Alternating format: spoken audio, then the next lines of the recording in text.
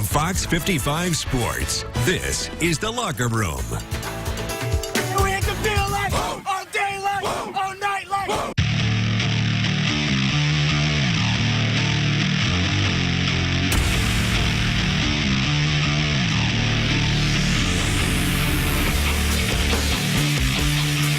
It's very exciting because it's a ACAC championship, you know. Whoever wins gets to take home the title. So we said forget our record and realize this is like it's been the last 3 years where the winner of this can claim the conference championship. It was kind of sad to lose it last year, but I don't really remember it going to state last year. We've never won back-to-back conference championships before, and so ultimately that's what we're playing for. You know, we always try to play for championships. Every team in the state does that, and so ultimately we are excited about the opportunity to do something that has never been done in school history. I mean, all of us seniors want that, and I think that's what we're going to get. They want to beat us as bad as we want to beat them, and you know, I think they're preparing all week to stop our run game. We're preparing all week to stop their run game, and, you know, we'll see what happens in the end. They got the edge in a couple of categories, and we have the edge in a couple, so we just have to hope that we live up to our part. We got nothing to lose. I mean, we're 3-1 in the conference right now, so Adams Central's undefeated. We got nothing to lose going in the game. Hopefully, we can just go in there and get a win. We know Woodland's a pretty strong opponent, and that it's going to take us all to put it in to get this ACAC title for ourselves. These guys have put themselves in an opportunity to win it, and now we'll see if we can execute that and get that done. So with that, we say good evening, boys and girls. Welcome inside the locker room alongside Peter Hood. I'm Justin Prince.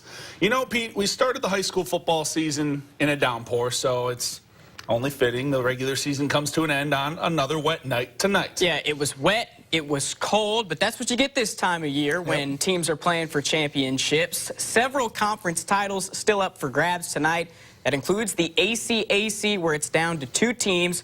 Adams Central had already clinched a share of the crown coming into the night. They can have it outright with a win over Woodland in our game of the week. The Warriors, meanwhile, can clinch a share of the conference title with a win. We head out to Woodburn, and early on, it's Woodland's defense standing tall. How about Keegan Jones and company plugging up the middle here?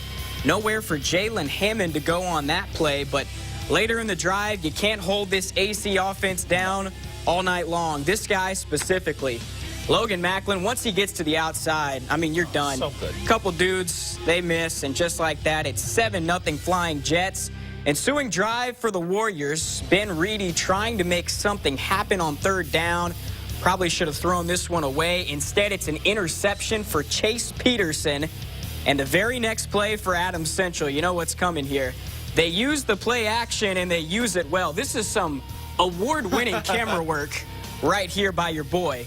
Colton Yergler ends up with it in the end zone. Another AC touchdown, and they were well on their way. Jets beat Woodland 31-3. For the first time in program history, Justin, Adams Central has won a conference title in back-to-back seasons. Very well deserved as well. Some other ACAC scores for you. South Adams 41, Southern Wells 7, and Lakeland all over Bluffton 56-27 there. Battle of the Patriots tonight. Jay County beats Heritage 42-20 in Monroeville. To the SAC we go. Bishop Dwenger, they can clinch an SAC title tonight with a win over Northrop. Saints led 26-7.5. They came out in the 3rd, hungry for more. Bailey Mirzo hits Jeremiah Green on the screen, but it gets blown up in the backfield by Jared Lee. Bruins forced to punt. Ensuing Saints drive, 3rd down. They decide to go to the air. It pays off. Brendan Lytle throws across his body, finds Griffin Eifert. Eifert takes it to the house for the touchdown. He's got some football in his blood. Just a little bit. Saints go up 33-6 after the extra point. Next Northrop drive, more problems. Seth Pearson fumbles the ball. He falls on it right in front of the end zone. They end up having to punt, and once again, the Saints would take advantage. Peyton Davis takes the handoff, goes right up the gut, punches it in for 6. Saints go up 47. They roll their first SAC title under Jason Garrett with the 40-13 win. Congrats to the Saints. We go over to Wayne. Craig Young and the Generals can finish alone in 2nd place in the SAC with a win over Carroll. They have the tiebreaker over Snyder. Wayne led 14-10 at the half. First drive of the 3rd quarter. Gavin Vogt spinning and fumbling after a big game, but Nathan Hara there to fall on it for the first down. Nice drive to open the half for Carroll. Leads to this chip shot for Trevor Horton. That's a tough kick in those conditions. Yes, it is. Cuts the lead to 1, but Wayne's defense buckled down from that point on. Tristan Purnell driving Rhett Saylor backwards. He's having an all-SAC type of year, Purnell. And then it's Cameron Johnson getting into the backfield and bringing Saylor down for a loss. Wayne holds on to beat Carroll 14-13. Again, they'll finish second in the SAC. It's going to be a fun sectional. Sure will. Those two. Over to Spooler Stadium we go. Snyder hosting Bishop Luers tonight. First drive of the game for the Knights. Jordan Presley says, let's get on the board, boys. Takes the handoff. A whole lot of get off me on this one. Breaking 1, 2, 3, 4, 5 tackles. On his way to the 55-yard touchdown. Luers, they go up 7. Next Snyder drive, Panthers, they're looking to answer. John Barnes hits Andrew Sims off the play-action fake. That's a first down, but the drive would stall, and the Panthers would have to punt. Ensuing drive for the Knights, third down from the 1-yard line. Norman Kanapke looking to pass. He fumbles the ball. Bam Scott falls on it. That's a Panther touchdown. They missed the extra point. They trail 7-6. Luers, they drive down the field on their next possession, knocking on the door. Kanapke passes to Jamek Johnson, blown up in the backfield by Ethan Hoover. Snyder takes over on downs. They roll to the 33-14 win. Southside Archers still looking for that first win of the season. They're running out of Fridays here. Hosting Homestead tonight. Sparty up big when we pick it up second half. Archers trying to put something together. Demir Clark finds Trevor Hapner, who breaks the tackle. That's a first down for Southside. Few plays later, though, bad exchange for the Archers. Ball is on the ground, and Homestead recovers. Spartans couldn't take advantage of the turnover, but they didn't need any more points. Their defense posts a shutout, as you see big Jonathan Bond coming up with the sack. Homestead's now won 4 straight, 29-0 your final at Weicker Stadium. Our final stop in the SAC takes us to Chambers Field. Host Northside taking on Concordia second quarter. No score, Legends driving. Alex Holiday Robinson takes the handoff on third down, punches it up the gut, gets bottled up for a short gain. That would force the field goal team to come on the field. Braden West attempting the boot. Good attempt, but his kick comes up just short. Field goal no good. The Cadets would take over. Ensuing drive for Concordia, opting for the aerial attack in the rain. Jake Bird finds Amir Drew on the screen, and he takes it for a good chunk of yards into Legend territory later on in the drive. Cadets knocking on the door. Bird back to throw again.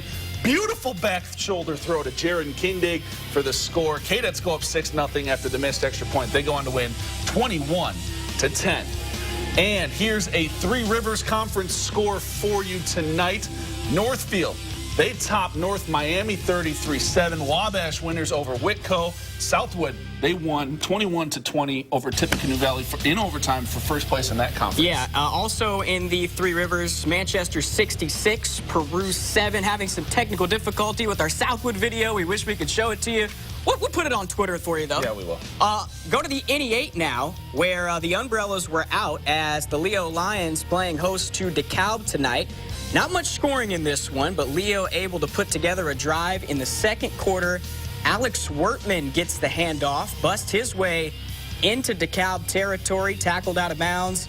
They're inside the 50. Later in the drive, A.J. Restivo rolling out. Nice catch here from Grayson LaCroix. Restivo, by the way, now the all-time leading passer in school history as of last week, but it's back to Wertman down by the goal line. He's in for 6. That would be your only score of the game as the Lions add an extra point to beat DeKalb tonight, 7-0. That kind of night, Justin. Yes, it was. Some more NE8 scores for you. East Noble, they had no problem scoring tonight. 44-12 your final over Belmont. Columbia City, an overtime win over Norwell, 15-14. And Huntington North, a good win over New Haven tonight. Another game we're having some technical difficulties with, but Twitter, baby, that's what it's for. To the NECC we go. Angola wrapped up the big division last week, taking on East Side tonight. They were off to the races from the word go.